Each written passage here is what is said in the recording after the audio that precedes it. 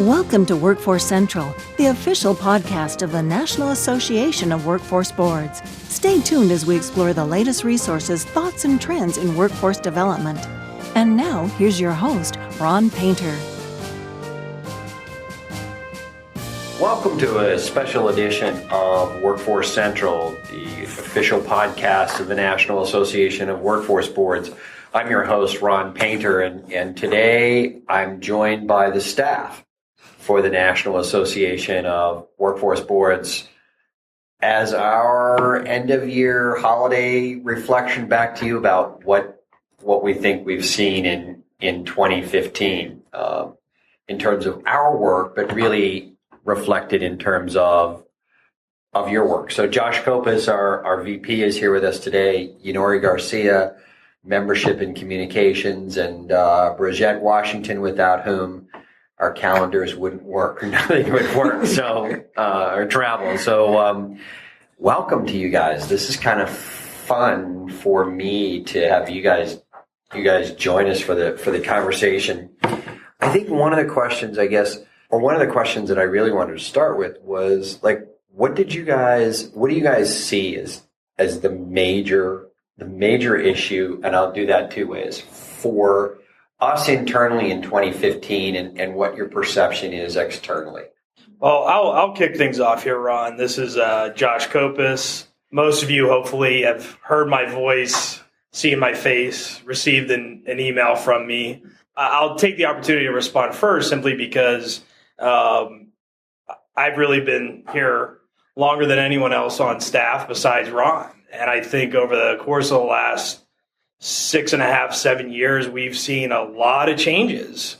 And a lot of changes not only for us as NAWB, but a lot of changes for the way that our members do their business, the kind of support and questions, and certainly the level of sophistication and questions that come to us from the field about what it is we're trying to solve together in terms of trying to provide a climate where both our country's employers and job seekers can be successful.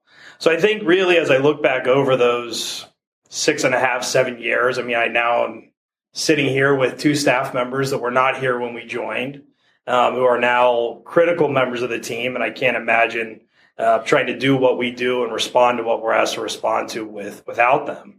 And I think, Ron, I think we feel the same way as a lot of our members in terms of this mixture of both excitement and apprehension about, what the future holds, and certainly about what this new legislation means. And I do think that there is some focus on us here in the city and across the country as people are expecting to see us do big things with the INO. So I look forward to how we might best respond to the challenges. Let me ask you this question. You got to hang around at a local workforce board, a really good board, by the way. Oh, yeah, one of the best. Three Rivers. Ron and I are both very biased towards Three Rivers workforce boards, and particularly the city of Pittsburgh. So as you saw some of the issues at the local level and got to hang around them, what to you is the biggest translation, or what is the biggest difference to you about how we see an issue versus how you see it on the ground? I mean, or what issues do you think we see here that we weren't able to see as well on the ground? Yeah, that we don't see as well maybe on the ground, or we don't have to think, or we don't think about every day on the ground.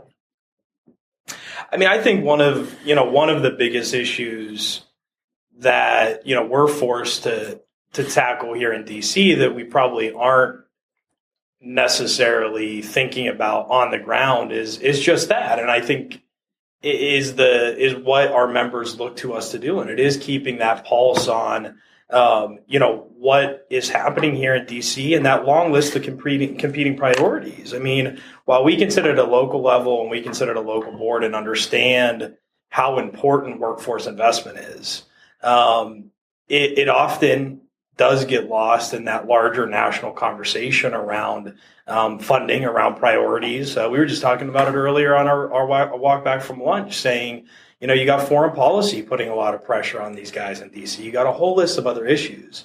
And while I don't think any of us in workforce development are ever going to give up on the idea that we have a jobs crisis, are ever going to give up on the idea that there are a lot of people unemployed that we want to see employed, that's not always at the front of the mind of, policymakers here in DC. And I'd like to think that, we're doing the best we can to advocate for those positions, and help make sure that this issue of work, this issue of jobs, remains at least in the periphery of our policymakers here in DC. I'm going to go by seniority. That means Bridgette. I'm going to look to you next, because you came really about a year after Josh did. What did 2015 look like to you for us, for workforce boards? What are the issues that you've seen where you sit? With the calls that I receive on a daily basis, the majority of them that are coming from the fields that happen to get through and their frustrations with their local boards for whatever reasons, whether it be, something on their own part or just not knowing where to look. Because lots of times I actually just guide them back to their director or, someone in the local area for them. But they're at the point of frustration. So, just being able to connect to someone in the quote unquote headquarters or the national office and actually, have a friendly voice speaking to them actually kind of calms them just at that point.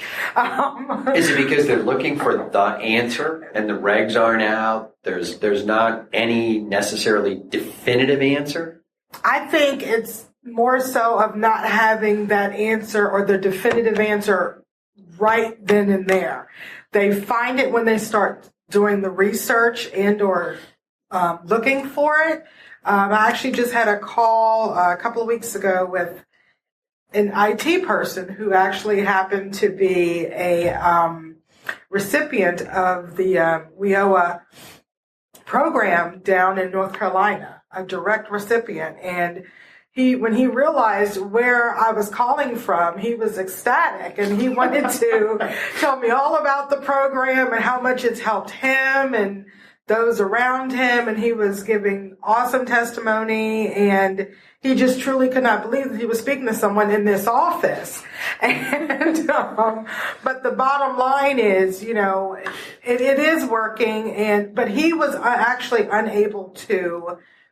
He actually happened upon it by circumstance, not with him going out looking and searching for this information.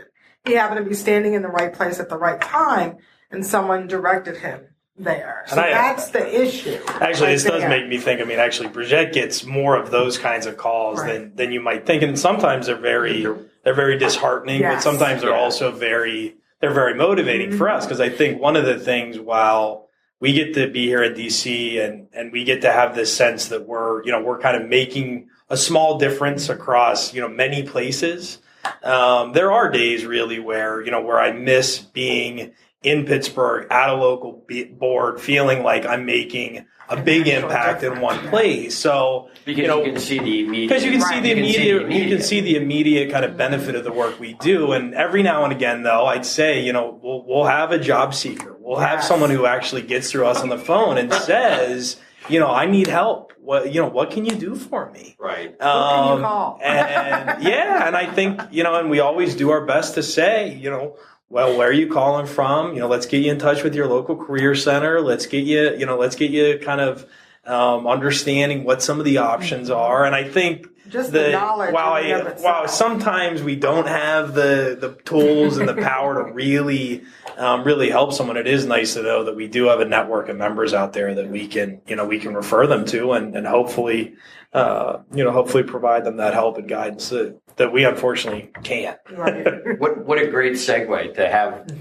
to let me have Yenory jump in, because we recognize that communications was was critical to us. So we've had a great partner in full capacity marketing, Selena and her crew, Donna, Kathy, Ivan, all of them working with us. Yenory, you jumped into NAWB like basically a year ago, right? A year and 6 days. Wow. 6 days. So what struck you about 2015?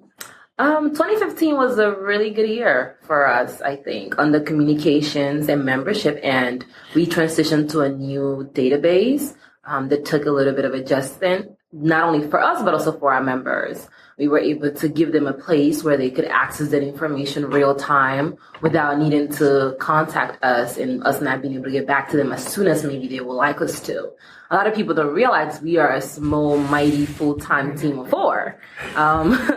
So a lot of times when they call, they actually expecting people to be all over to call them back. And when I tell them, no, it's only 4 of us, they're like, I cannot believe there's only 4 of you. How do you make that happen? It's magic.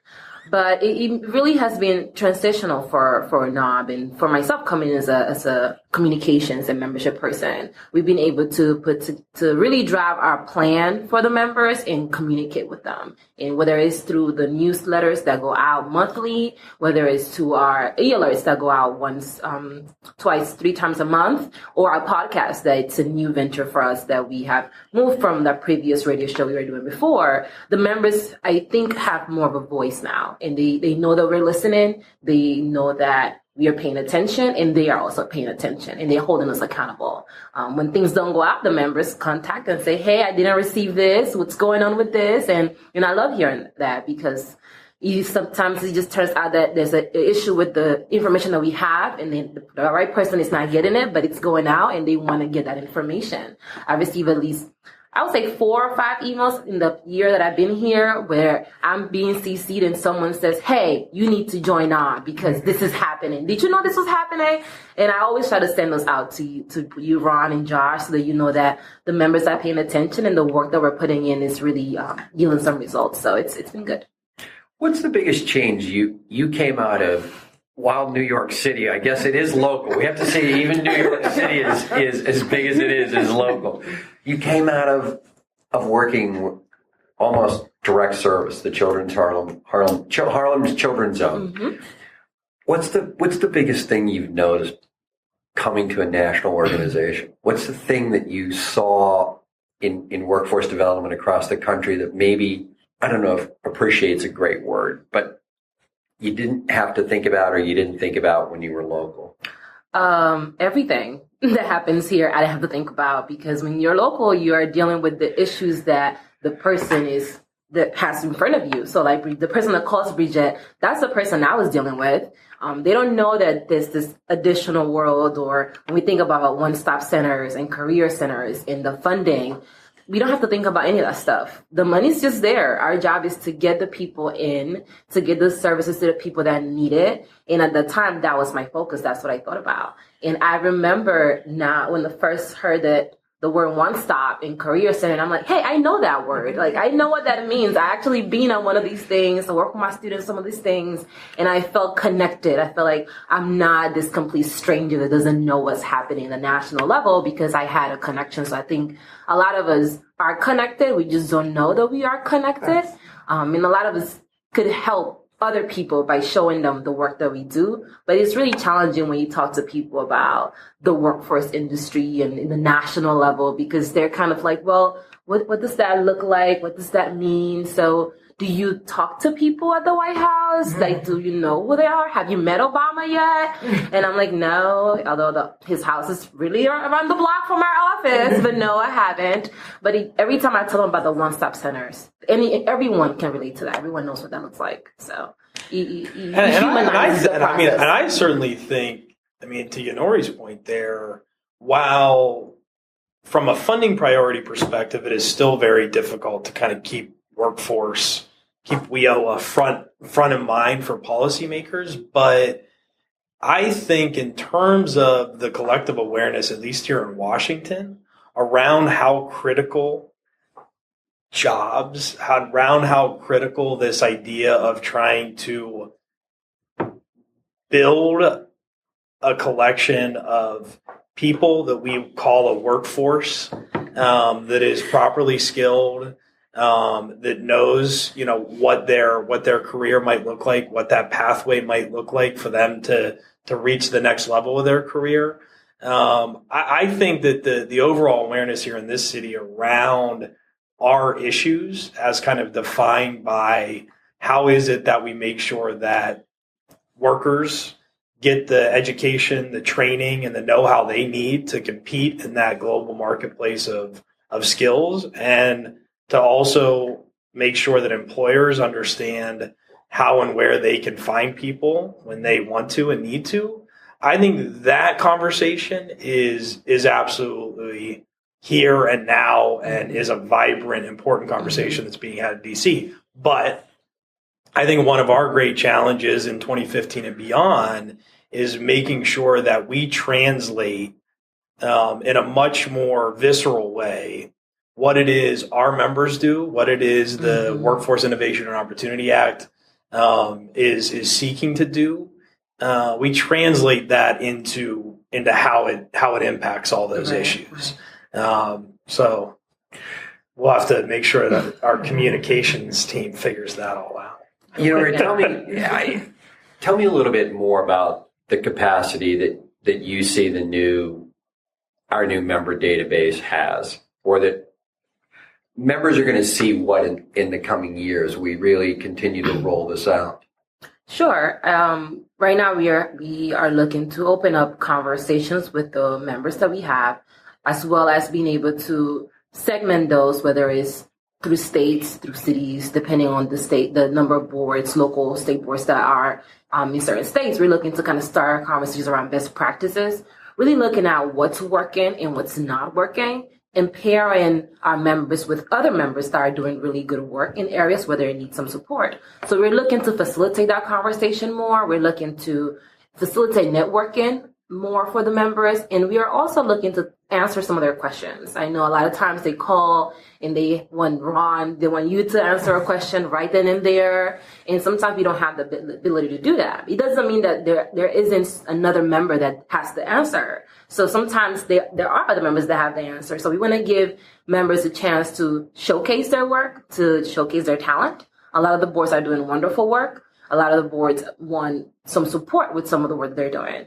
So we want to do some of that through the new database that we have by opening forums of conversations where you could pose questions and we will do our best to either answer them or facilitate a discussion where the question gets answered. We are also looking to build more relationships with with the boards that are doing, I would say, work that impacts youth, but it's in different segments, because the boards do so much work. That's something else that I learned when I came here. There's a lot of work being done by everyone. And it's really tough sometimes for people to showcase the work they do because they don't think about it as work. They think about it as, well, this is what I'm doing. They don't think that this is innovative or that this is some groundbreaking. Because it's part calling, it's part passion, it's part... Yeah, so it's part of just being those directors that just give it 150%. It's just who they are. So they don't think about it as, this is not happening anywhere else, or someone else wonders how to do this. So we want to set a place where boards learn that and they see that this is happening. You can also do this. This is how it happened. This is who you talk to. So I think, as I envision this new database for us, is a place where we could do that. We could really zero in on best practices at this for the boards that are our members, and for those that want to become our members, so they could become our members, hopefully. Josh, I'm going to come back to when I say the crew, and I want to give a shout out to Terry Bergman, to Jan Bray, to a lot of people who kind of hang out with us and think these issues through. Forum 2016. Kind of a combination of, we know the struggles that are going on with implementation. We're sometimes as handicapped as the locals because we don't get any more insight into the final rules. But you're also looking at, we're also going to look at 2016 beyond today. It's a crazy world coming in workforce development, isn't it? Yeah, absolutely. And I mean, I think that, what you and I set out to do when we came here with that first forum was to really try and make the forum a place that was more than just about kind of trying to experience the federal legislation. and really try and start to think about all those various issues that impact both workforce boards and their partners that are not only relevant then, but I think even more relevant now as this new legislation now pushes us to be much more systematic in the way we think about how we deliver workforce development services. So I think this year in Forum 2016, we continue the evolution that we started in 2009, 10, which was really trying to develop a forum where dialogue for workforce innovation, a dialogue for workforce excellence, and a dialogue for change could happen. I think it's funny, as I listen to Yenory talk about kind of what she hopes that the community of practice and some of our new technological tools can foster is this area where we can share innovative ideas. The forum has always been that, right? I mean, the forum, predating any forum I've ever been to, I know that the forum and any attendee of the forum will always tell you, if you have a problem, you find a few people in the hallway and you ask them, and they'll help you. I think our goal with the Forum 2016 and beyond is trying to make sure that there are not only more people in that building, but more people with diverse backgrounds, diverse perspectives that can really help us expand, what it is we understand about this business and understand how it is that we relate to one another. And by one another, I mean those of us in workforce, economic development, education, and really kind of using the forum as a platform to try and think through how are we more innovative around how we provide public service in this world of dual customer, where we're trying to not only make sure that businesses succeed, but also that the people succeed. And I think that's what the forum is going to be about, and it's going to be about trying to explore the future. And it's going to be about trying to figure out what our place is in that future. I agree. How much time do we go? Awesome. Happy holidays. As we look to 2016, it's kind of exciting, really. The podcasts, the webinars that we've kicked off from members, the really looking more into the, trying to look more deeply into the implementation, the continued work with lots of the partners that we work with here in Washington, D.C., the Conference of Mayors, the Governors Association, County Association, state legislators, the National Association of State Workforce Administrators, Scott and all his crew over there. It's really been interesting. And I think, Bridgette, all that stuff comes to you, all of the partnerships, all of the people interested in nationally in what the workforce system does or can do. So I think a pretty exciting 2016 ahead. Let me echo Josh by saying I wish you the best of the holidays. I would be remiss as we think of the end of the year if I didn't say thank you to our office mates, the National Association of Workforce Development Professionals, Yes. to Bridgette Brown and to Fran and her crew. And I want to say to our contractors and the consultants we work with, I mentioned Jan Bray and Terry Bergman, and I want to say Balcom Group. I know the Balcom Group, Marty, who helps bring us the event, and Full Capacity Marketing, and Doug Forista, who joined us this year and helps produce, or doesn't help, he produces the podcast that you listen to, and all the contractors and the sponsors and the partners in the forum have really contributed a lot in 2015.